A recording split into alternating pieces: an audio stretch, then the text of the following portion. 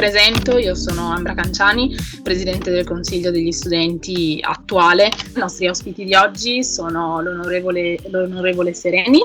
La ringrazio appunto per la sua disponibilità, che insomma non è sicuramente scontata.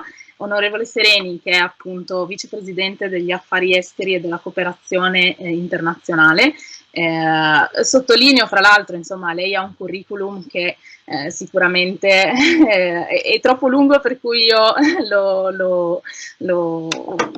lo esponga tutto in questo momento, ma insomma era vicepresidente sia la scorsa legislatura sia in quella nuova, quindi col governo Draghi, quindi è da un pochino sicuramente che si sta occupando di queste tematiche, e la ringrazio di nuovo per la disponibilità. Abbiamo poi il nostro magnifico rettore Roberto Pinton, che devo ammettere è sempre stato molto disponibile con noi studenti, con noi rappresentanti, e che ringrazio ulteriormente per essere venuto anche oggi, e Jacopo Simonella, un rappresentante degli studenti e soprattutto in questo caso presidente della Commissione Sostenibilità del Consiglio degli Studenti, che qui lo dico visto che sono registrata, ha fatto veramente assieme agli altri studenti e studentesse componenti della Commissione veramente un enorme lavoro su queste tematiche.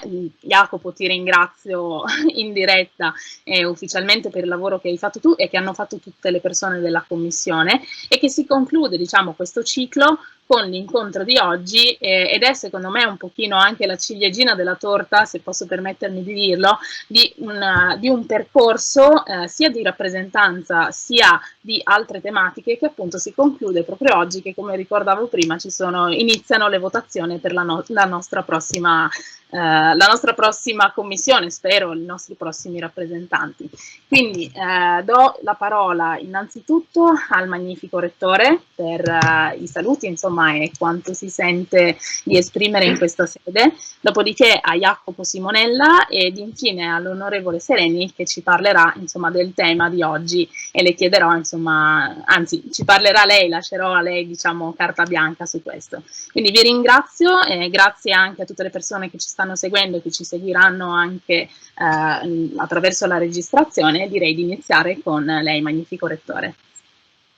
Grazie, grazie Ambra, grazie Jacopo. Sì, io non sono un ospite, io darò i soliti saluti, diciamo, istituzionali, quelli barbosi di inizio, ma insomma vi siete già anche praticamente ci siamo mangiati il quarto d'ora accademico, ma solo pochi secondi per innanzitutto salutare e ringraziare l'onorevole Marina Sereni, che è vice ministra, credo, non vicepresidente, insomma è molto importante ricordarlo.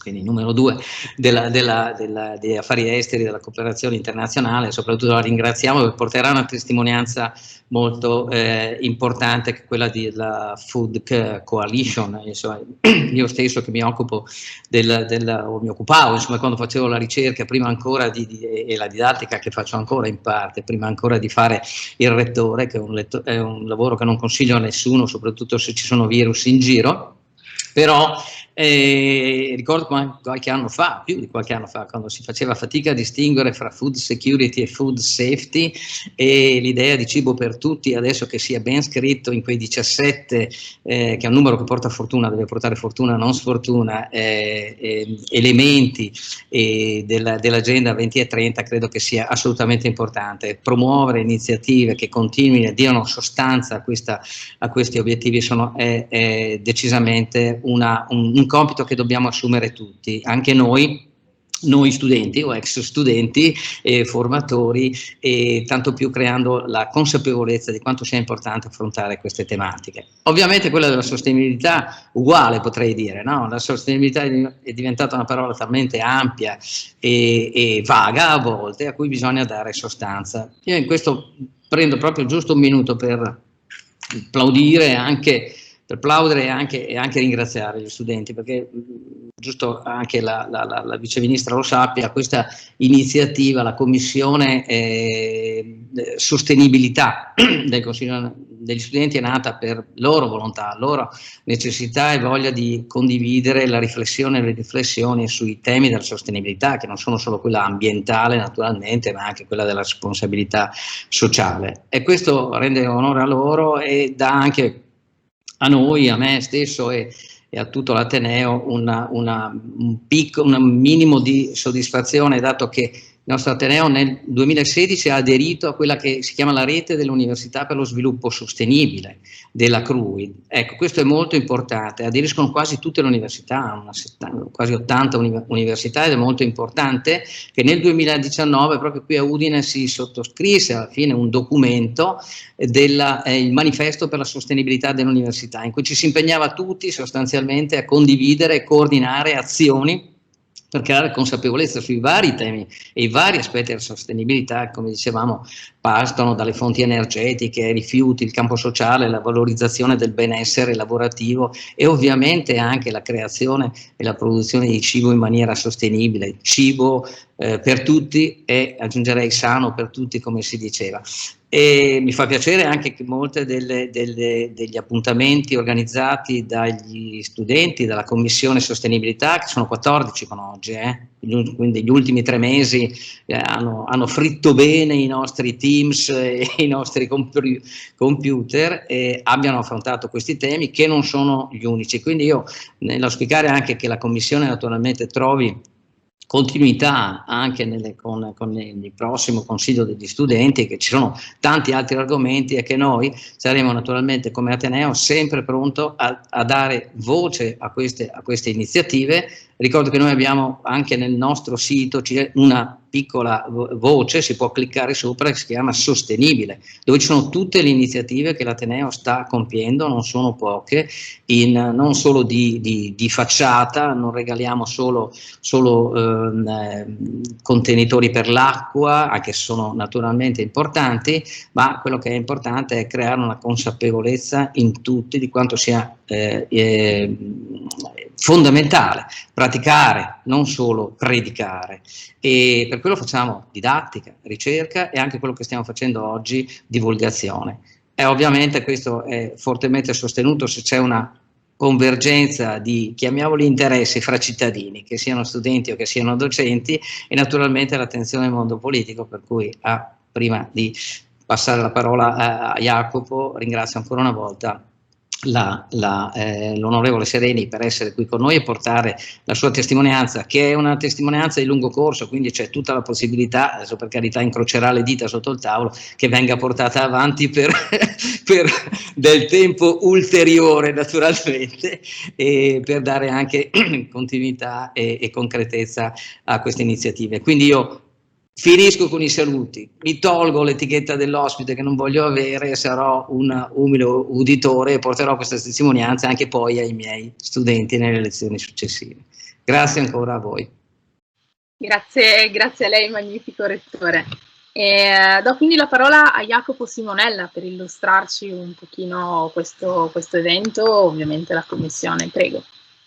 Sì, tanto grazie mille Ambra per la parola. Ci tengo anch'io a partire ringraziando l'onorevole Sereni, anche il nostro magnifico rettore, per aver accettato il nostro invito, e partirei con una breve, diciamo, riassunto del ciclo di incontri che andrà in conclusione oggi.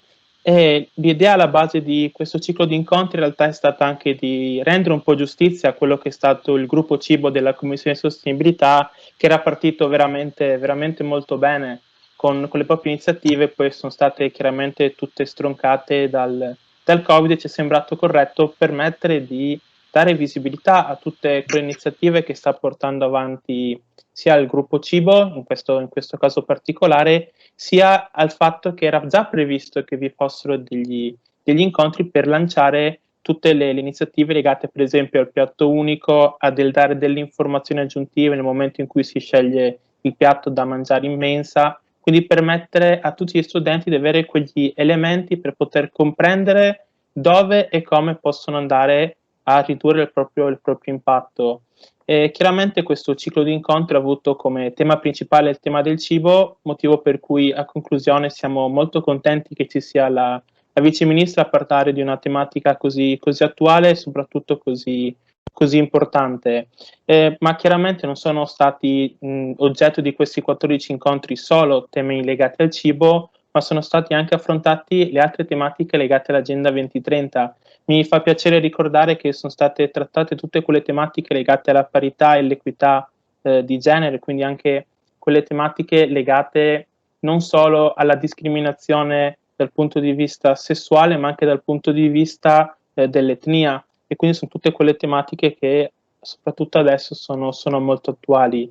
Altre tematiche molto, molto importanti sono state quelle legate al tema rifiuti e al portale del riuso, che è una tematica molto cara all'Ateneo, e di cui l'Ateneo, diciamo, fa, tra virgolette, vanto, è un oggetto di punta dell'Ateneo. È stato anche affrontato il tema legato al futuro energetico dell'Ateneo stesso, infine andando a toccare nel penultimo incontro tutte quelle tematiche legate agli orti Ateneo, che è un'iniziativa molto bella, secondo me, che sta proponendo il nostro Ateneo e che ha avuto un forte riscontro anche dagli studenti attraverso l'associazione Orti d'Ateneo. Gli incontri hanno avuto una struttura, diciamo, non solo accademica, ma hanno avuto anche voluto portare degli esempi legati a delle realtà del nostro territorio, che hanno potuto portare degli esempi e soprattutto delle iniziative favorevoli a tutte quelle tematiche legate all'agenda 2030. E soprattutto mi ricollego a quanto ha detto il Rettore poco fa: questi incontri sono nati dalla volontà di dare ulteriore visibilità a tutte quelle iniziative, indicazioni e notizie che vengono e che sono presenti all'interno della sezione Unifood Sostenibile. Io qui mi fermo e torno la parola ad Ambra. Grazie Jacopo, sei stato veramente molto chiaro. Colgo quanto hai detto, ovvero che abbiamo trattato, insomma, di temi particolarmente caldi in questo momento, fra cui proprio quello di oggi. Quindi è per me un onore, insomma, dare la parola alla Vice Ministra Sereni. Ricordo a tutte le persone che ci stanno seguendo che possono interagire, direi, attraverso la chat in questo momento, così poi eventualmente cercherò di moderare in qualche modo eventuali domande, considerazioni, e chiedo a Jacopo ovviamente di darmi una mano in questo. Quindi prego la parola a lei, onorevole, grazie nuovamente. Grazie. Mi sentite? Funziona? Ok. Grazie per l'invito, scusate per il pasticcio tecnico, ma abbiamo scoperto mentre ci collegavamo che la Farnesina non ci faceva collegare, quindi abbiamo dovuto inventare un accrocco diverso, che è il mio computer personale con il mio telefonino, quindi grazie per questo invito. Noi siamo in contatto con una vostra collega dall'inizio, cioè da quando l'Italia ha pensato di promuovere alla FAO questa idea della Food Coalition. Perché è venuto fuori questa esigenza, questa nostra volontà? Intanto premesso che l'Italia da sempre, storicamente, diciamo, è un po' leader del tema sicurezza alimentare e dello sviluppo sostenibile, ma sulla sicurezza alimentare noi abbiamo una forte tradizione nella cooperazione allo sviluppo, ma per esempio ospitiamo le 3 agenzie delle Nazioni Unite, il famoso polo romano delle Nazioni Unite, la FAO, l'IFAD, il World Food Program. Abbiamo ospitato i precedenti vertici mondiali sull'alimentazione. Abbiamo posto sempre la sicurezza alimentare come uno dei temi prioritari nelle agende del G8 e del G20 quando è stato guidato dall'Italia, e abbiamo incentrato proprio sull'alimentazione e sul cibo, per esempio Expo Milano nel 2015, quindi abbiamo una storia, diciamo una tradizione che ci fa essere particolarmente attenti e sensibili al tema della sicurezza alimentare e che è uno degli obiettivi, diciamo, che porta a uno degli obiettivi principali dell'Agenda 2030, l'obiettivo 2, fame zero e così via. Durante la pandemia, vedendo che cosa stava succedendo con la pandemia, abbiamo sentito l'esigenza di una riflessione specifica. Perché questo? Perché già prima della pandemia, prima del Covid-19, sapevamo che 690 milioni di persone in tutto il mondo soffrivano la fame, e quindi avevamo già un enorme problema da risolvere e da affrontare con appunto l'Agenda 2030 delle Nazioni Unite, con uno sforzo di cooperazione, di solidarietà che coinvolgesse l'insieme della comunità internazionale. Ma durante la pandemia abbiamo registrato delle difficoltà nuove delle contraddizioni nuove. Noi non abbiamo dei numeri, ma abbiamo dei numeri certi ovviamente, ma abbiamo delle stime che vengono dalla FAO e dal WFP, che ci dicono che oltre i 690 milioni di persone in situazione di acuta insicurezza alimentare potrebbero aggiungersene tra gli 83 e i 132 milioni ulteriori a causa degli effetti della pandemia. Quali sono stati gli effetti della pandemia?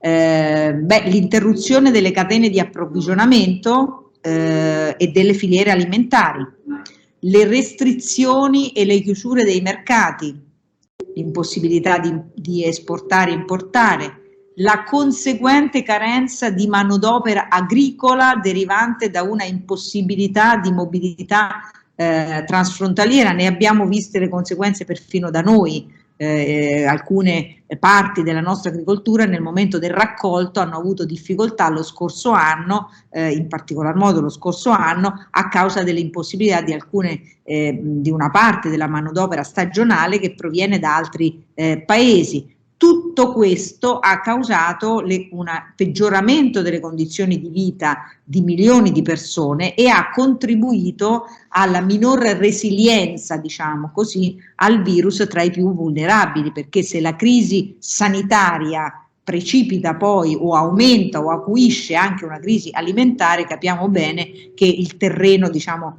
la mole delle questioni da affrontare diventa ancora più grande. Secondo uno studio che è stato pubblicato da Nature, la pandemia ha colpito tutti e 4 i pilastri della sicurezza alimentare, cioè la disponibilità del cibo, l'accesso al cibo, l'utilizzo del cibo e la stabilità del cibo, con un impatto più grave soprattutto sull'accesso al cibo, quindi diciamo sul terreno proprio primario, diciamo così. Ecco.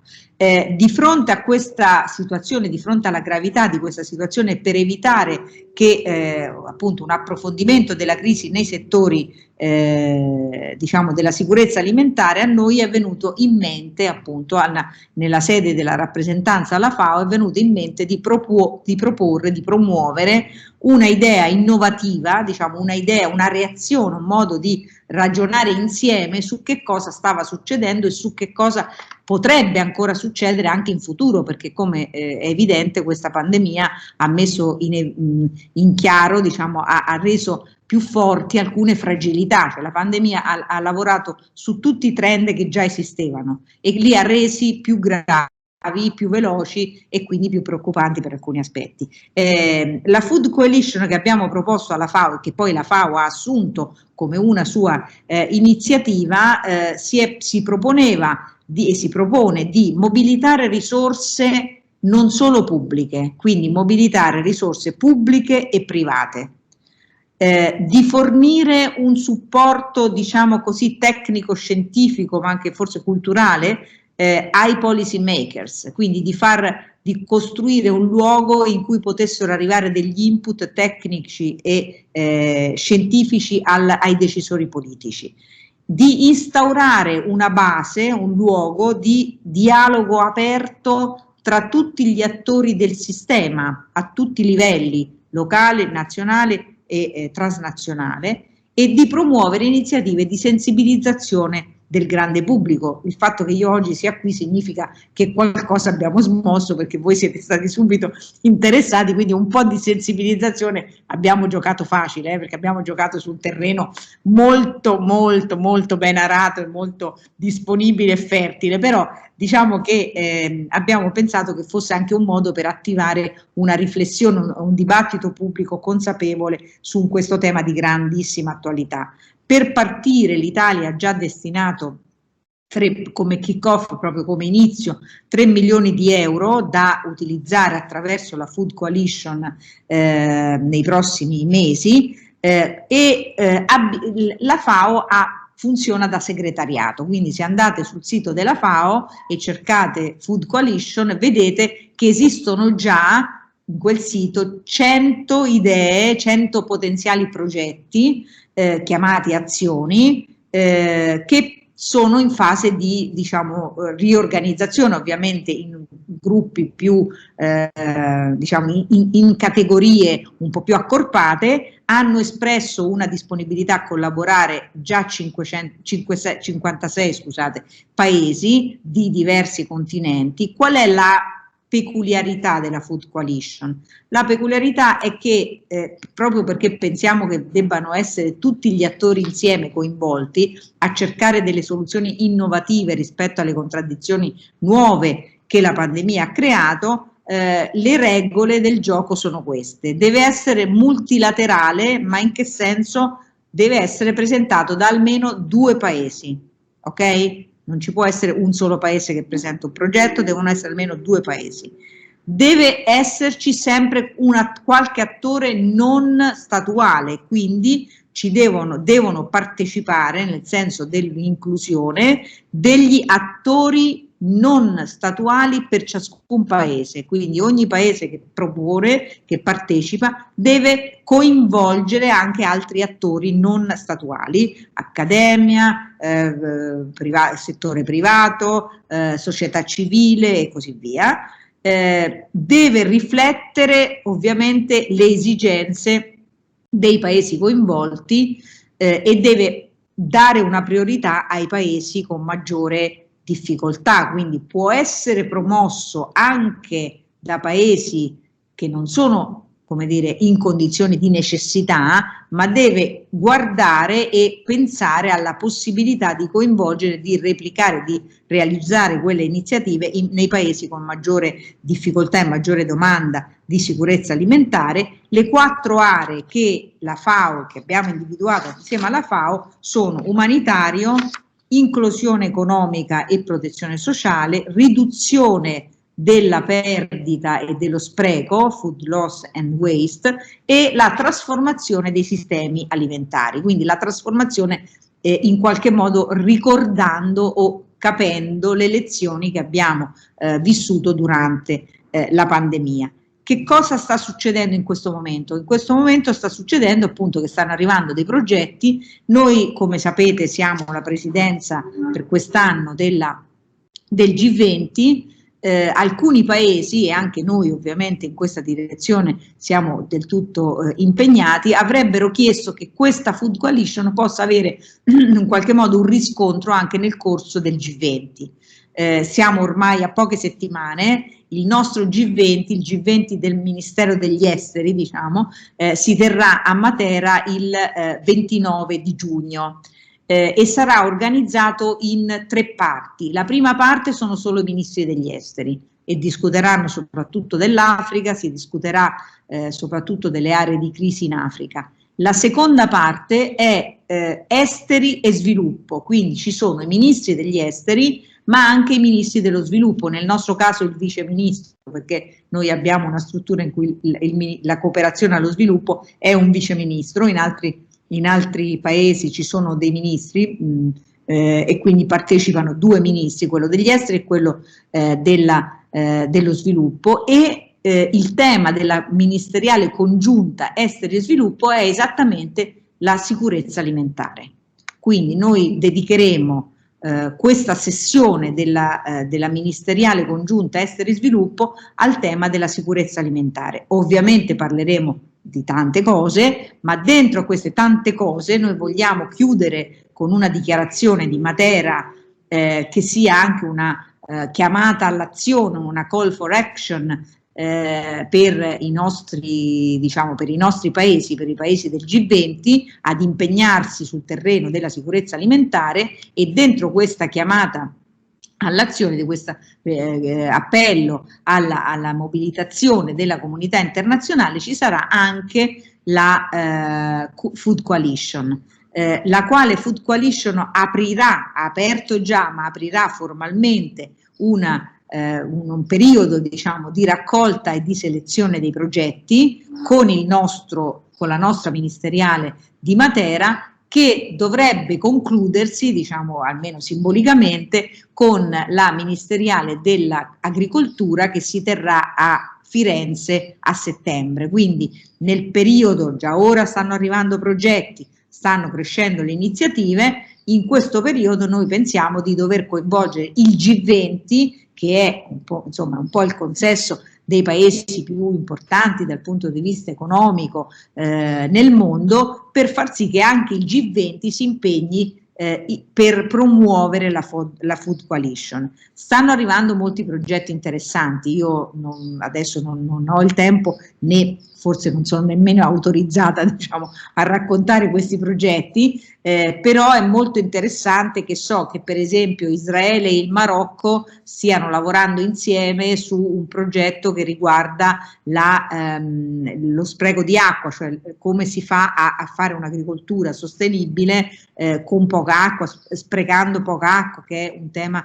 grandissimo per molte aree del mondo, oppure diciamo noi stiamo lavorando insieme ad altre, a molte università che stanno coordinate dal professor Segre dell'Università di Agraria, della Facoltà di Agraria. Io sono rimasta alle facoltà, scusate, del Dipartimento, non mi ricordo più come si chiamano ora, vabbè, insomma quella roba lì, di Agraria di Bologna, che sta lavorando sullo spreco alimentare. Voi sapete che noi abbiamo una forte rete che lavora sullo spreco alimentare sia sul versante associazionismo, penso al banco alimentare, sia sul versante della prevenzione dello spreco e quindi della perdita di cibo eccetera. C'è una rete di università italiane che si è unita su questo nello stesso, diciamo, filone delle università che hanno aderito, e che prima citava il magnifico rettore, che hanno aderito alla rete delle università per la sostenibilità. Pensiamo di poter tradurre questa nostra esperienza sullo spreco alimentare, contro lo spreco alimentare, in una iniziativa da finanziare, da promuovere a livello sovranazionale e internazionale attraverso la Food Coalition. Io sulla Food Coalition mi fermo qui, dico solo un'altra cosa, poi magari ci ritorniamo successivamente. Quest'anno siamo pieni di eventi internazionali, ci sarà un altro grande evento internazionale che ospitiamo alla fine del mese di luglio, 26-28 luglio a Roma, ed è il pre-summit del food, il pre-vertice del Food System Summit, che è un evento promosso dal segretario generale delle Nazioni Unite. È un evento globale che poi avrà il suo summit vero e proprio a New York a margine, diciamo, nel periodo della settimana dell'Unga. Il tema è anche qui molto, molto importante, il tema è come si devono trasformare i sistemi alimentari, i sistemi agricoli e alimentari per rispondere alla domanda di sostenibilità, che è una sostenibilità in termini di salute, che è una sostenibilità in termini ambientali, e quindi è materia molto complessa, coinvolge peraltro anche delle filiere economiche molto importanti. Stiamo lavorando insieme al vice segretario generale delle Nazioni Unite, Amina Mohammed, e all'inviata speciale che è stata identificata dal segretario generale Guterres nella figura di Agnes Kalibata, per assicurarci che il messaggio del vertice sia molto ben radicato nell'agenda 2030 e diciamo dia una nuova ispirazione, una nuova spinta all'agenda 2030. Questo appuntamento appunto si tiene a luglio a Roma, e noi speriamo, diciamo, che anche quello sia un'occasione per una riflessione che non sia solo, diciamo, teorica, ma che possa anche costruire consenso e costruire iniziative e attenzione dal punto di vista dei progetti concreti per la sostenibilità e soprattutto per la sicurezza alimentare. Mi fermerei qui, così abbiamo un po' di tempo per fare uno scambio. Grazie.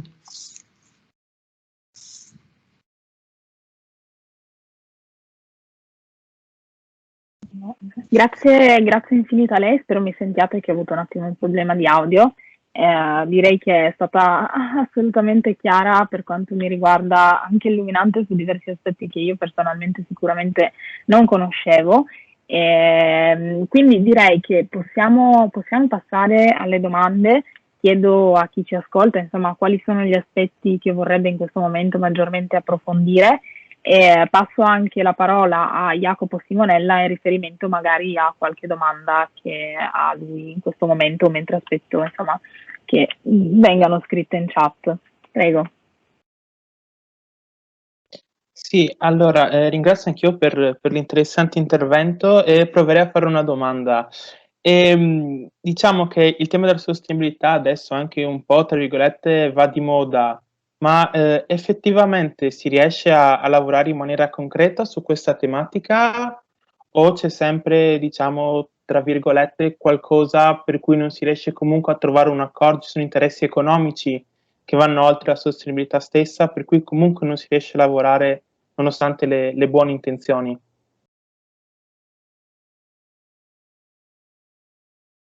Come volete fare? Facciamo una domanda e risposta o volete... Ok, va bene, io diciamo che in questo caso c'è bisogno dell'ottimismo della volontà. Jacopo ti chiami, sì. Ottimismo della volontà significa una cosa molto precisa. Noi abbiamo, penso che le leadership mondiali dei grandi paesi abbiano presente che stiamo utilizzando le risorse delle generazioni dopo di noi. Noi ogni anno si accorcia il tempo, come sapete, no? Arriva prima quel giorno dell'anno in cui ci siamo già consumati tutte le risorse del pianeta, che il pianeta produce in quell'anno, e poi tutto il resto dell'anno noi continuiamo a consumare quello che dovrebbe essere, diciamo, intoccabile. Quindi noi stiamo in un pianeta che è a rischio per molti fattori. Sappiamo della crisi climatica, sappiamo ovviamente del rischio pandemia, sappiamo che ci sono delle diseguaglianze che sono portatrici di conflitto. Noi ci lamentiamo, diciamo, o guardiamo con preoccupazione ai conflitti, alle guerre, ma molti di quei conflitti, molte di quelle guerre nascono per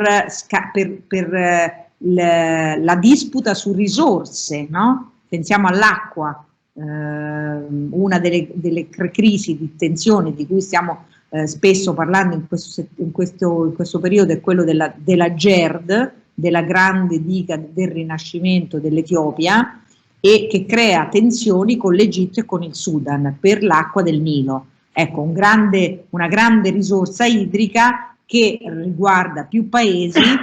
Si può risolvere solo con un accordo, ma in un momento nel quale c'è una tensione si rischiano anche le guerre, appunto, no? Si rischiano le guerre per l'acqua, si rischiano si hanno guerre per le scarsità di risorse, e poi ci sono le carestie, ci sono la desertificazione, eccetera, eccetera, che producono flussi migratori straordinari. Anche qui siamo ogni giorno bombardati da informazioni su persone disperate che cercano di fuggire dai loro paesi per raggiungere l'Europa, cercano di raggiungere l'Europa perché nei loro paesi non hanno la possibilità di costruire un progetto di vita, ma non hanno la possibilità di avere un progetto di vita non necessariamente perché quei paesi sono poveri. Ci sono paesi che sono ricchissimi per esempio di materie prime, che sono ricchissime anche di materie prime in questo momento molto pregiate come quelle che usiamo per fare i nostri telefonini, e che però non hanno le condizioni politiche e di sistema per poterne beneficiare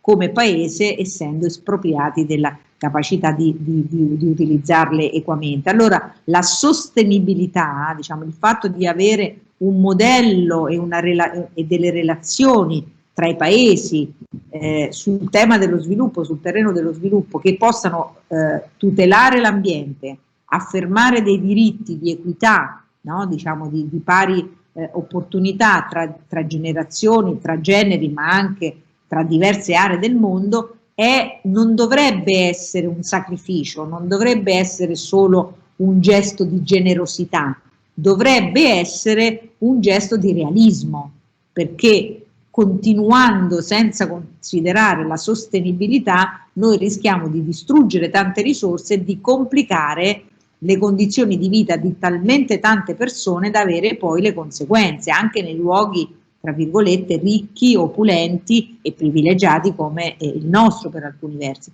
Quindi diciamo, la sostenibilità è un obiettivo e l'Agenda 2030 racchiude degli obiettivi e delle azioni che possono apparire, diciamo, generose, ma sono generose verso le nuove generazioni, verso il futuro, non sono generose in senso stretto, perché sono appunto gesti e idee di puro realismo. Qualche notizia positiva c'è in questo ottimismo della volontà che io sto cercando di diciamo, instillare, c'è un po' di notizie positive, ci sono. Per esempio gli Stati Uniti sono rientrati negli accordi di Parigi e abbiamo visto che nonostante le differenze politiche tra paesi che hanno appunto sistemi politici e anche valori molto, molto distanti, per esempio tra l'Occidente democratico e la Cina, però ci sono dei punti di dialogo necessario. Il fatto che qualche settimana fa, in occasione della Giornata della Terra, gli Stati Uniti abbiano ospitato un grande meeting globale invitando anche la Cina e con la partecipazione quindi di un paese come la Cina, è stato un preludio utile per quella che sarà la COP26. Noi ospiteremo, come sapete, la pre-COP26 a Milano. In quegli stessi giorni, 30 settembre, 1 di ottobre, ospitiamo anche un forum dei giovani, Youth for Climate, che forse vi può interessare, magari se andate a cercare come si fa a partecipare in qualche modo, perché non lo so esattamente, non ve lo so dire esattamente io, però perché dico questo? Dico questo perché la COP25 è stata invece molto deludente, anche a causa della disattenzione e del disimpegno di una grande potenza come gli Stati Uniti. Oggi gli Stati Uniti sono di nuovo a bordo e questo apre molte speranze, carica comunque l'Europa di una grande responsabilità, ma apre anche la speranza che si facciano passi avanti concreti. Prof. Francesco Marangon, che è delegato del Rettore per il settore della sostenibilità, e leggo nella sua visione di carattere internazionale, come vede il ruolo dei sistemi universitari, come la nostra rete RUS, che è anche un gruppo di lavoro cibo, e il raggiungimento degli obiettivi della Food Coalition? Molto bene, posso dire che considero le università dei luoghi straordinariamente fecondi per tanti motivi. Il primo perché ci sono gli scienziati e abbiamo finalmente, diciamo così, nel disastro drammatico della pandemia da Covid-19 c'è la rivincita della scienza però, quindi nel male qualche volta diciamo si può intravedere anche qualcosa di buono. E io penso che il qualcosa di buono è che questa pandemia ci ha insegnato che la scienza è fondamentale per tutelare la vita delle persone, per tutelare e per costruire il futuro. Abbiamo combattuto il Covid grazie alla scienza, grazie ai consigli della scienza e stiamo combattendo il Covid grazie ai vaccini e grazie ad una straordinaria capacità della scienza in poco tempo di mettere a punto dei vaccini efficaci. Ecco, quindi io penso che il primo motivo per cui sono importanti le università è perché lì c'è la scienza e perché la scienza ci serve per la sostenibilità, perché per ritornare anche alla tua domanda di prima, non si va da una situazione, da un modello di sviluppo che spreca, che fa danni, eccetera, a un modello di sviluppo perfetto. C'è bisogno di governare una transizione e nella transizione significa che bisogna anche trovare dei punti di, diciamo, mediazione, di compromesso tra interessi, perché ci serve il lavoro, ci serve però anche l'aria pulita, ci serve l'acqua pulita, il cibo sano, eccetera. Quindi abbiamo bisogno di costruire, grazie anche alla scienza, dei percorsi di transizione da modelli più impattanti sul piano ambientale a modelli meno impattanti sul piano ambientale. Quindi il primo motivo, servono molto le università perché c'è la scienza. Secondo, serve molto perché ci siete voi giovani, perché avete una testa più fresca, perché avete meno come dire, rigidità, perché poi pensate al vostro futuro più di quanto ci possa pensare una generazione più grande e quindi avete una, avete una benzina, un'energia che è fondamentale per fare dei cambiamenti. Terzo, perché le università hanno una grande propensione, io sto vedendo nel lavoro che faccio in questo periodo, sto vivendo direttamente, vedendo una grande propensione alle relazioni internazionali e alla cooperazione internazionale. Dovunque mi giro ci sono rapporti tra università di ogni parte del mondo, del nord, del sud, l'area del Mediterraneo è molto infrastrutturata, per esempio esiste un consorzio, è un progetto europeo che si chiama Prima, che si occupa di appunto agricoltura sostenibile, che tra l'altro è presieduto e guidato da un professore italiano, che è il professor Riccaboni dell'Università di Siena. Questo consorzio è stato costruito grazie a un finanziamento europeo, ma su proposta italiana, tra università del nord e del sud del Mediterraneo.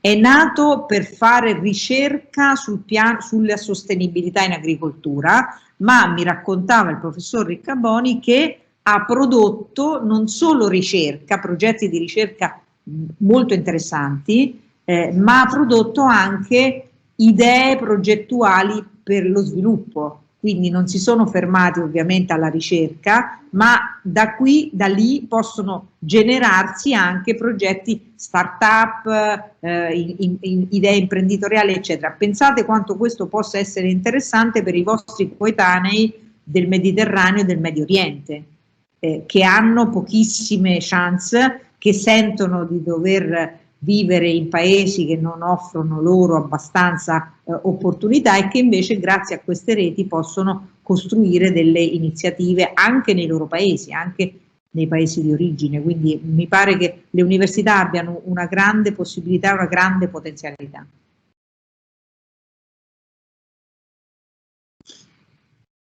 Ok, adesso l'audio dovrebbe funzionare, la ringrazio. Abbiamo un'altra domanda di Tiziana Citarella che chiede qual è il rapporto tra Food Coalition, quindi FAO ed Unione Europea, si potrà arrivare ad accordi intercontinentali quando in Europa si fatica a trovare una via unica sulla PAC? Bella domanda, per fortuna non devo rispondere sulla PAC comunque. Abbiamo scelto un modello un po' più pragmatico. Adesso è evidente che il tema di come l'Europa contribuisce allo sviluppo di sistemi alimentari, ma anche di un elemento di commercio, diciamo di libero commercio sul piano dei prodotti agricoli, è un terreno molto complesso e molto delicato. Io ricordo sempre che ad un certo punto ci fu una protesta perché avevamo dato il via alla possibilità che una parte dell'olio tunisino venisse venduto in Italia, ma poveretti, da qualche parte lo devono pur vendere, cioè noi dobbiamo pure immaginare, se vogliamo, no, dobbiamo difendere i nostri produttori e difendere il nostro prodotto, ma dobbiamo anche saper cooperare, e nella cooperazione c'è anche uno scambio che può essere conveniente per tutti, no?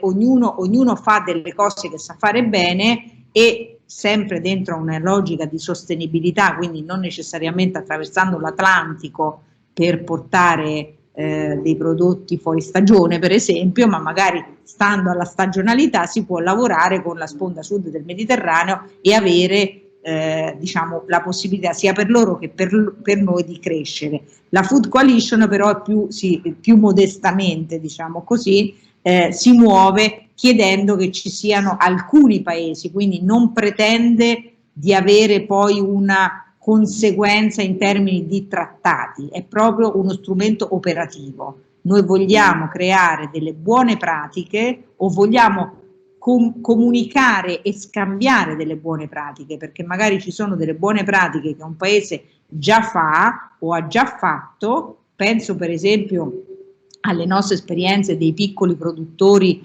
per quanto riguarda il consumo a chilometro zero, diciamo così, dei piccoli, che è un'esperienza che si sta diffondendo molto dalle nostre parti e che può essere, diciamo, può avere delle interlocuzioni con altri paesi dove pure si sta cercando di dare un senso ai piccoli produttori, che non sono la grande industria non è l'agrobusiness, che pure ha un suo peso economico, ma questi piccoli produttori possono essere, dal punto di vista sia ambientale sia economico-sociale, dei punti di forza per alcuni paesi, e noi possiamo esportare, lo metto tra molte virgolette, delle buone pratiche che i nostri piccoli produttori stanno realizzando. Quindi la Food Coalition da questo punto di vista è più libero, cioè non ha l'esigenza di trasformare queste idee in trattati, non vuole convincere tutti necessariamente, ecco. Facciamo delle cose in maniera molto più libera e molto più flessibile.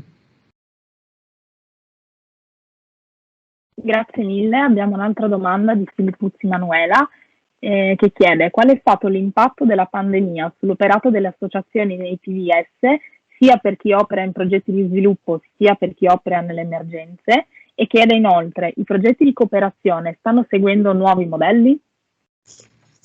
Sì, Manuela Filippuzzi è lei che mi ha coinvolto dall'inizio in questa chiacchierata, la saluto.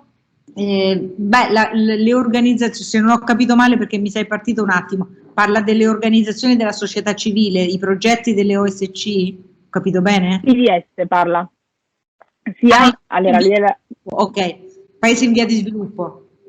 Sì. Non avevo capito la sigla, sì. La pandemia ha avuto un impatto anche sulla cooperazione nei paesi in via di sviluppo, ovviamente. Il primo impatto è stato che abbiamo in qualche caso dovuto rallentare, quindi l'attuazione di alcuni progetti è stata complicata dal fatto di non poter viaggiare, dal fatto di non poter sempre essere sul terreno, e quindi ci sono stati anche dei problemi di attuazione, ma nella maggior parte dei casi, io credo che questo sia un fatto molto positivo, nella pandemia noi abbiamo semmai cercato di riconvertire alcuni progetti nei paesi in via di sviluppo, cioè nei paesi per i quali avevamo già stanziato delle risorse, ma che magari avevano altre finalità, cioè più legate ad altri temi, dove ci è stato richiesto, dove abbiamo avuto, diciamo, un input sia dalle organizzazioni attuatrici sia dai destinatari di queste risorse, abbiamo cercato di essere molto flessibili e di riorganizzare alcuni di questi progetti in funzione anti-Covid, perché ci sono state delle emergenze a cui magari facevamo più fatica a rispondere con nuovi stanziamenti, mentre era più possibile riorganizzarli. Però quello che posso dire è che in qualche misura questo anno di straordinarietà, in particolar modo il 2021, ci sta costringendo, diciamo, per tante ragioni a cercare di aumentare la cooperazione allo sviluppo, non di diminuirla, perché è chiaro che nei paesi in via di sviluppo, alcuni paesi in via di sviluppo, soprattutto in Africa, avevano un trend molto positivo di crescita. Purtroppo la pandemia è stato un colpo durissimo.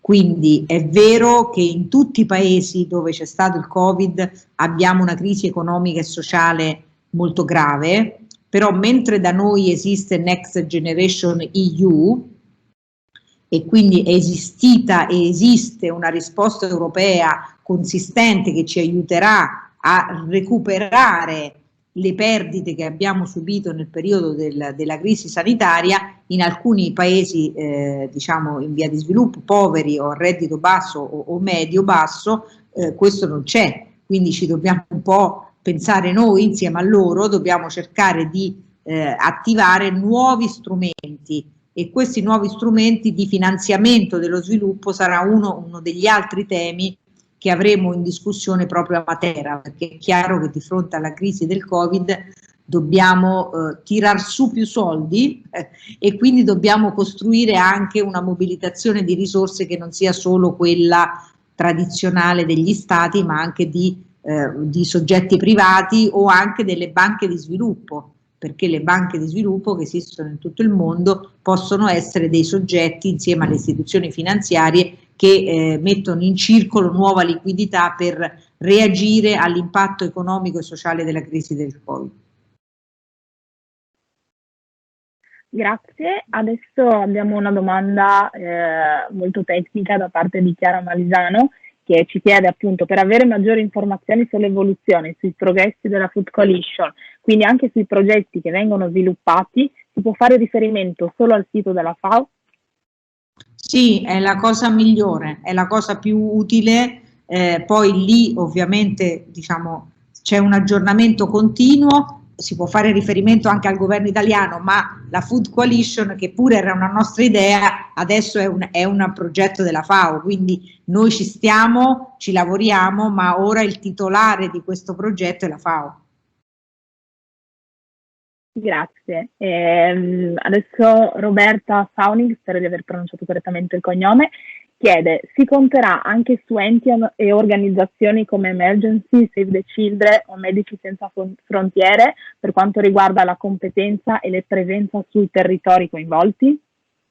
Questo accade sempre, diciamo. Noi abbiamo, la cooperazione italiana viaggia su più canali, diciamo così. Un canale è quello bilaterale, e il canale bilaterale sono le risorse che l'Agenzia Italiana per la Cooperazione allo Sviluppo, che è un'agenzia autonoma anche se vigilata dal Ministero degli Esteri, quelle risorse vengono messe a bando, e vengono messe a bando per i soggetti che possono realizzare i progetti, che sono le organizzazioni della società civile, tra cui le grandi organizzazioni che sono appena state citate, Emergency, Save the Children, Croce Rossa, eccetera. Poi ci sono dei progetti che possono fare gli enti locali, anche in partenariato con le OSC, e ci sono anche dei progetti che possono fare i soggetti profit. Questa è una relativa novità della legge sulla cooperazione allo sviluppo. Tra queste novità è quella che ancora non è proprio partita, diciamo, c'è un po' di fatica, però ci sono anche dei progetti di cooperazione, quindi che non sono profit, che però sono realizzati da soggetti profit, cioè da soggetti imprenditoriali che sono all'estero, per un verso fanno le loro cose e poi fanno anche dei progetti di cooperazione utilizzando in parte le nostre risorse, oltre che ovviamente le loro. Poi abbiamo un secondo canale che è quello multilaterale. Il canale multilaterale è quello attraverso il quale noi finanziamo le grandi organizzazioni internazionali tipo l'OMS, cioè delle Nazioni Unite, l'OMS, l'UNICEF, UN Women, UNDP, che è quello per lo sviluppo, UNHCR, che è quello per i rifugiati, e così via. Quindi poi c'è una parte delle nostre risorse che noi destiniamo alle organizzazioni sovranazionali, in qualche caso, e in questo caso diventano multibilaterali, in qualche caso indichiamo anche una destinazione specifica, quindi in qualche caso vanno delle risorse ad una delle agenzie delle Nazioni Unite, ma poi vengono attuate attraverso delle organizzazioni italiane, delle organizzazioni della società civile italiana. Quindi è un'architettura abbastanza complessa la nostra, che avrebbe bisogno di un pochino più di risorse. Io sto facendo un po' di, diciamo, sponsorship per avere un po' più di risorse dal bilancio dello Stato, ma è un'architettura che vede tantissime relazioni. Io sono appena tornata dal Libano e dalla Giordania, dove ho fatto 2 missioni nelle scorse settimane, e ho visto con i miei occhi una grande quantità di soggetti italiani, alcuni finanziati con le risorse della cooperazione nostra, altri anche finanziati, per esempio il mondo cattolico ha molti progetti che sono finanziati dall'8 per 1000 o da altre fonti, diciamo, che trovano da soli. C'è molta Italia sulla cooperazione allo sviluppo, e c'è anche un buonissimo rapporto tra l'Italia in questi territori e le agenzie delle Nazioni Unite, cioè noi collaboriamo molto con le agenzie delle Nazioni Unite, e secondo me questo comunque è un fatto positivo. È un modo per essere in progetti molto più grandi, pur avendo delle risorse che sono ovviamente limitate, perché noi siamo comunque un paese che da soli non avremmo potuto essere presenti su tanti fronti, mentre con le nostre risorse dentro una cornice Nazioni Unite riusciamo ad esserci. Grazie, la prossima domanda si lega proprio a questo aspetto. Lei adesso ci ha appunto parlato di quelli che possono essere i partner. Veronica Ferrara ci chiede come vengono selezionati i partner privati che vogliono collaborare con questi progetti. Dipende allora, genericamente, in generale attraverso bandi, diciamo, l'AICS fa i bandi e ci dovrebbero essere i bandi anche dedicati ai soggetti profit, però possono anche loro lavorare in partnership con soggetti non profit, e in quel caso magari la domanda, il progetto lo presenta la ONG. Adesso non si chiamano più ONG perché la legge li chiama OSC, Organizzazioni della Società Civile, quindi se trovate OSC sono OSC, Organizzazioni della Società Civile, è una definizione un po' più ampia di quella che un tempo era le ONG, quindi possono partecipare sia da soli con dei bandi dedicati oppure attraverso delle partnership con altri soggetti con cui costruiscono insieme dei progetti, appunto. Ok, sì, quindi insomma direi che a livello burocratico è sempre è simile, almeno questo. La modalità è quasi sempre un bando pubblico, perché ovviamente poi i progetti vanno selezionati, vanno esaminati, c'è un'istruttoria che viene fatta dall'Agenzia italiana per la cooperazione allo sviluppo, che ha dei tecnici che fanno questo di lavoro, e poi ci sono anche delle valutazioni, quindi alla fine del percorso ovviamente noi dobbiamo anche valutare l'efficacia e la realizzazione del progetto, quindi c'è una certa dose di burocrazia, ma c'è anche una buona dose di trasparenza che è giusta e che è necessaria. Certo. Siccome non vedo altre domande in chat, torno io un secondo a un argomento che stavamo affrontando prima e le pongo una domanda. In riferimento insomma a quello che è il panorama internazionale, un panorama internazionale in una situazione emergenziale pandemica, no? Vorrei chiederle, lei l'ha un pochino detto attraverso le sue parole prima, ma vorrei approfondire il discorso. Vorrei capire, ecco, qual è stato un po' l'approccio, la sensibilizzazione su questi temi a fronte della pandemia, in modo da capire se la sensibilizzazione a livello proprio internazionale è stata uniforme oppure disomogenea. Ma io penso che nella stragrande maggioranza ci sono stati due momenti, ecco, forse come l'ho vista io, poi non è. C'è stato un primo momento di diciamo una tentazione nazionalista, diciamo, di chiusura, ognuno a cercare le sue mascherine. È stato il primo momento in cui siamo stati presi tutti alla sprovvista.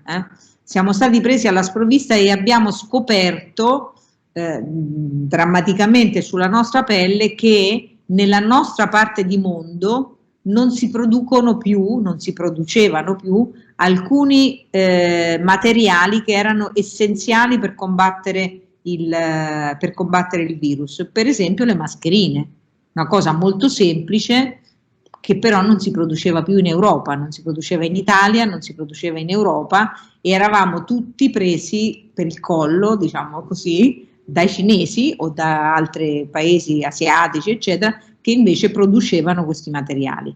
C'è stato un momento veramente difficile all'inizio per avere queste forniture e tutti abbiamo cercato di fare gli uni la guerra agli altri per averle.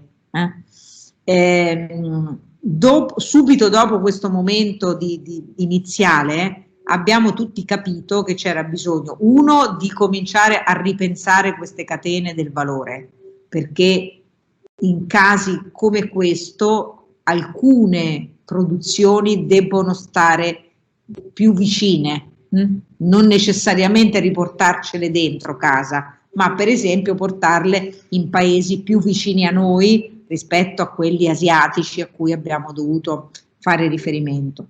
E poi abbiamo scoperto che da solo nessun paese si poteva curare. E quello è stato, diciamo, ci sono stati dei momenti anche molto simbolici, penso al Papa la scorsa Pasqua da solo su Piazza San Pietro, penso no? Ma ci sono stati dei momenti nei quali abbiamo dovuto capire, cioè l'abbiamo capito sulla nostra pelle purtroppo, che non ci saremmo potuti salvare da soli e che questa malattia, questi virus viaggiano, se ne fregano altamente dei confini, non sono interessati ai confini e noi non possiamo vivere isolati gli uni dagli altri, è impossibile vivere isolati gli uni dagli altri. Perché siamo interconnessi, perché siamo interdipendenti, perché ci piace viaggiare, perché vogliamo poterci muovere. Quindi il fatto di tutto questo ci ha fatto capire, secondo me abbastanza rapidamente, che la cooperazione la collaborazione era l'unica strada per poter dare una risposta efficace. Ancora non siamo del tutto lì, perché tutto il tema vaccini lo conoscete meglio di me, lo sapete, stiamo producendo vaccini e esportando vaccini, ma è difficile che farli arrivare a tutti i paesi a basso reddito, quindi stiamo ancora facendo uno sforzo straordinario perché possa arrivare il vaccino anche nei paesi a basso reddito. Dobbiamo fare uno sforzo perché i paesi a basso reddito possano cominciare a produrre i vaccini da loro, perché non ce la possiamo fare anche per i prossimi cicli vaccinali soltanto con le esportazioni, con la mobilità però diciamo io penso che sia aumentata di molto la consapevolezza su questo a livello anche di leadership mondiali. Certo. E poi le pongo anche un altro quesito, spero che la mia domanda non sia sciocca, ecco. Lei prima ci ha parlato del fatto che questo progetto si propone di dare in qualche modo a livello internazionale delle buone pratiche, che è un progetto strettamente operativo. Ha detto che non è l'intenzione non è quella di costituire un trattato. E io banalmente le vorrei chiedere perché non un trattato, perché non tradurlo anche sotto forma di trattato? Non mai dire mai e mai mettere limiti alla provvidenza, però perché fare dei nuovi trattati è molto complesso e quindi diciamo possiamo, per esempio è partita non sulla questione alimentare ma sulla questione della salute. A livello di OMS e a livello di Consiglio d'Europa, come sapete è uscito anche un appello che anche il Presidente Draghi ha firmato, è partita l'idea di un trattato internazionale sul tema della salute, quindi della salute come bene pubblico globale e delle regole, diciamo così, che tutti quanti dovremmo rispettare di fronte a delle minacce della salute come quella che noi abbiamo attraversato e stiamo attraversando.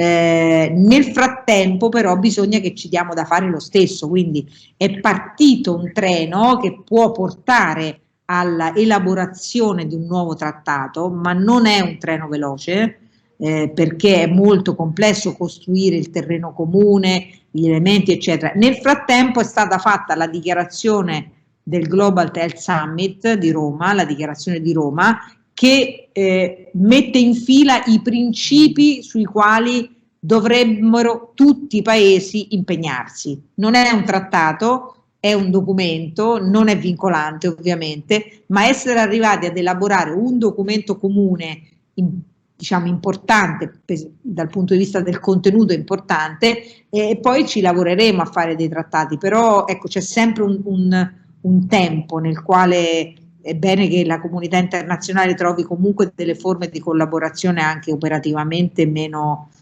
strutturate ma comunque efficaci.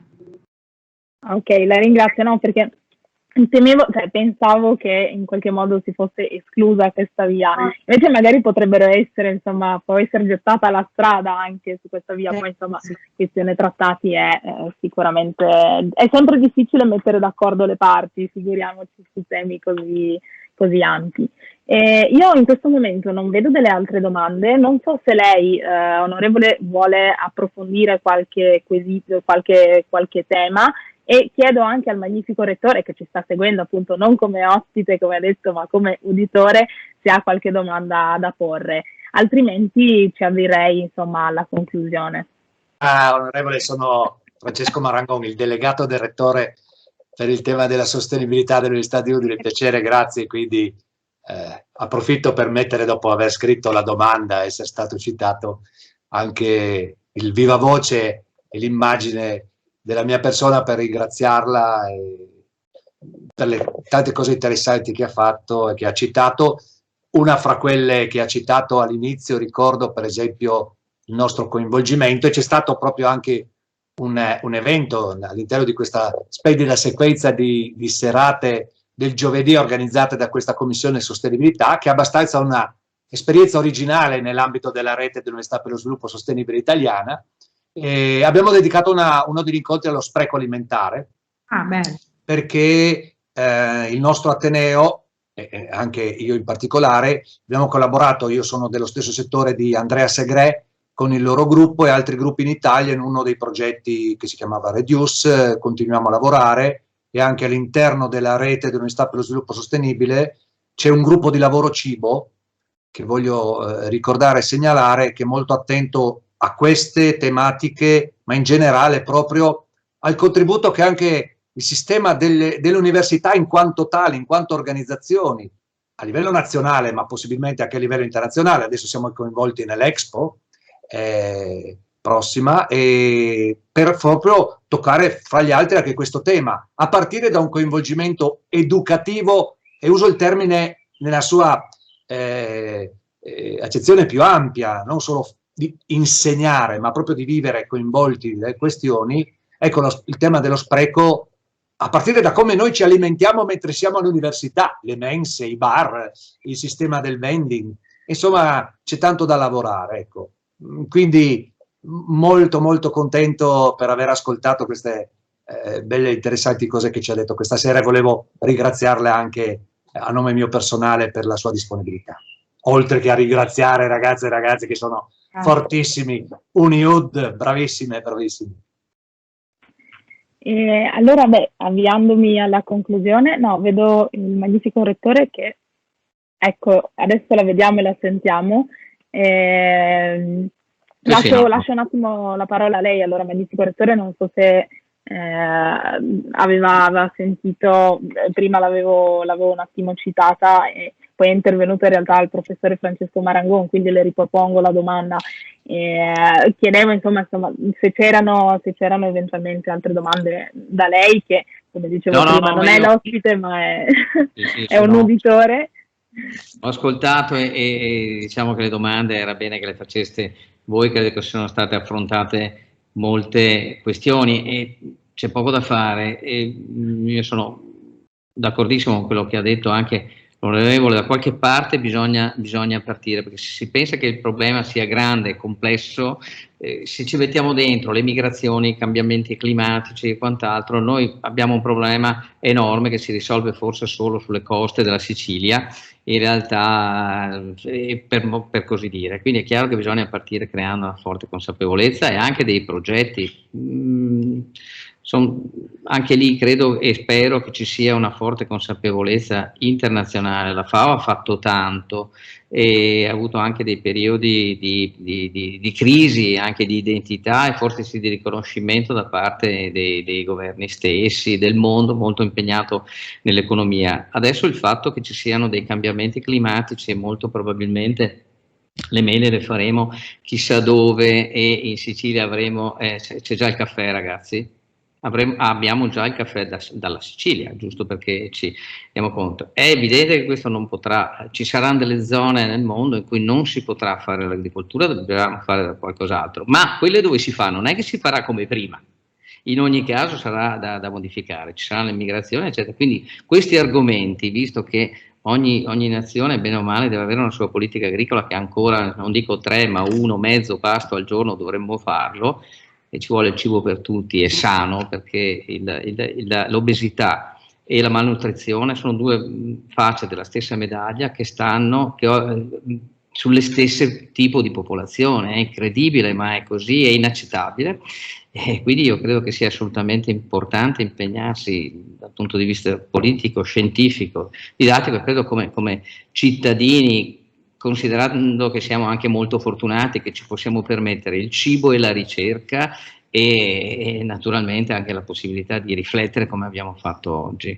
Quindi veramente le sollecitazioni sono tante, spero che ci siano molte altre occasioni di ragionare, al di là di partecipare attivamente a tutto quello che è possibile dal punto di vista, io ho sentito citare prima il professor Riccaboni, che era rettore, ma insomma io sono stato prorettore quando lui lanciava prima ed è stata una fatica enorme, lo sa l'onorevole Sereni, perché era difficile da comprendere anche lì spesso con i finanziamenti, ognuno cerca la sua mascherina in poche parole e non c'è, insomma, poi la Germania che dovesse, insomma, fare cose, era difficilissimo da pensare. Adesso con Food Coalition, ecco, c'è UNESCO, ci sono tante possibilità, e credo che la stessa Recovery Fund, che si chiama poi Next Generation EU, debba avere in mente anche uno sforzo che non sia solo fatto per noi stessi, ma per tutta la globalità. E l'ultima cosa, credo che questo l'abbia detto un Nobel in tempi non sospetti, che noi appunto, come si ricordava prima, in realtà anche la terra che utilizziamo, si parla di consumo di suolo, eccetera, l'abbiamo presa in prestito dai nostri figli. Ecco, adesso insomma per i figli è già quasi tardi, dobbiamo pensare ai nipoti. Quindi da questo punto di vista io credo che sia fondamentale non solo l'investimento, ma anche l'investimento in risorse intellettuali in tutto questo. Credo che tutte le università e chi poi sarà come i giovani a costruire il loro futuro ci debbano pensare bene. Ecco, quindi grazie molte della riflessione.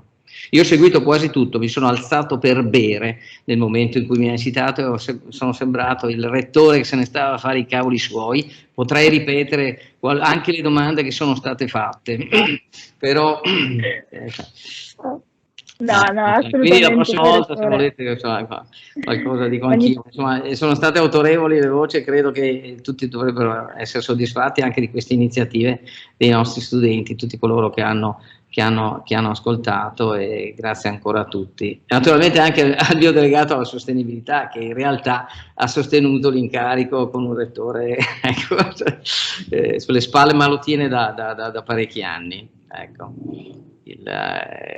Citato anche il professor Segre era preside agraria quando lo ero anch'io, e mi parlava sempre di questa cosa dello spreco, non capivo molto bene, e poi in realtà è riuscito ad imporlo in maniera direi eclatante. E noi abbiamo avuto qui anche proprio con Francesco Marangoni una parte di attività che si chiama Reduce, che è nata proprio dall'interazione fra loro. Sono economisti agrari, quindi insomma ci insegnano anche a pensare che il cibo deve essere insomma prodotto, venduto e quant'altro. Ecco. Quindi grazie veramente anche all'onorevole ancora per il tempo che ci ha dedicato. Grazie a voi, grazie davvero, mi mandate a casa con un cuore molto più speranzoso. Quindi sono contenta di aver partecipato a questa nostra chiacchierata, e continuate così ragazzi e ragazze, perché abbiamo bisogno di voi. Condivido. Salutando, le chiedo, onorevole, un'ultimissima considerazione, un augurio, uno spunto di riflessione. Come diceva il nostro magnifico rettore, speriamo insomma che questo sia l'inizio di un percorso, no? Speriamo di rivederci ancora da parte sicuramente dell'Università di Udine. Posso certamente dirlo, la disponibilità è ampia con gli studenti in primis e sicuramente anche con gli enti, e quindi chiedo a lei, visto che questo incontro lo stiamo facendo proprio attraverso l'Università di Udine, le chiedo se vuole regalare uno spunto di riflessione, un augurio, un pensiero agli studenti e alle studentesse dell'Università di Udine. Dopodiché direi che possiamo salutarci. Ma guardate, io ho fatto per tutta la vita politica, ho iniziato da piccola, ero molto giovane e ho fatto tutta la mia vita con la politica. Non sarà più così, e non sarà più così perché non esistono più i partiti politici, perché non esiste più un'organizzazione politica che ti prenda a 14 anni e ti fa fare dal volantino fino al Parlamento, e per me è stato così. Però io lo spunto che vi dico è studiate, diventate professionisti, fate la vostra strada, ma non vi disinteressate della politica. Ad un certo punto alcuni di voi spero tanti di voi, si mettano in proprio, in gioco. Non sto facendo un ragionamento di partiti, quello che volete, ma dovete prendere in mano le istituzioni, perché è lì che si decide ed è lì che è necessario avere il cambiamento. Quindi a differenza dell'augurio del rettore, ci sono quelli come me che a un certo punto devono smettere, perché è giusto che smettano, ma abbiamo bisogno di persone preparate, di persone che ci credono, di persone che abbiano passione, e voi siete un po' questo. Quindi io lo spunto e l'ispirazione che vi do è, oltre a studiare, guardatevi anche intorno e cercate anche di prendervi diciamo lo spazio per un impegno politico che non guasta. La politica non è una cosa brutta, è una cosa molto bella, se uno la fa, diciamo, seriamente e con buona volontà, diciamo così, ecco. Grazie infinite, è stato davvero un onore e un piacere concludere questo ciclo di incontri con questo intervento, in questa occasione. Sicuramente mi rivedo molto in quello che dice, ovvero come rappresentanti degli studenti sicuramente condividiamo questo pensiero, e quindi rinnovo ai miei colleghi l'invito ad andare a votare, visto che oggi si sono aperte le votazioni. È stato veramente un piacere, spero di rivederci in altre occasioni o con la prossima Commissione Sostenibilità, sperando che appunto si continuino a portare avanti questi importanti lavori. Direi di concludere questo incontro con il motto che ha contraddistinto, insomma, questa Commissione Sostenibilità, e che Jacopo Simonella mi suggerisce di dire, ma io vorrei che fosse lui a dire come presidente della commissione e come di fatto ideatore assieme agli altri studenti e alle altre studentesse di questo motto. Quindi prego a te, concludi pure l'incontro, Jacopo, e grazie di nuovo. Grazie mille Ambra, grazie mille di nuovo onorevole, e appunto chiudiamo l'incontro con il motto della commissione: sii parte del cambiamento, collabora con la Commissione Sostenibilità. Buona serata a tutti.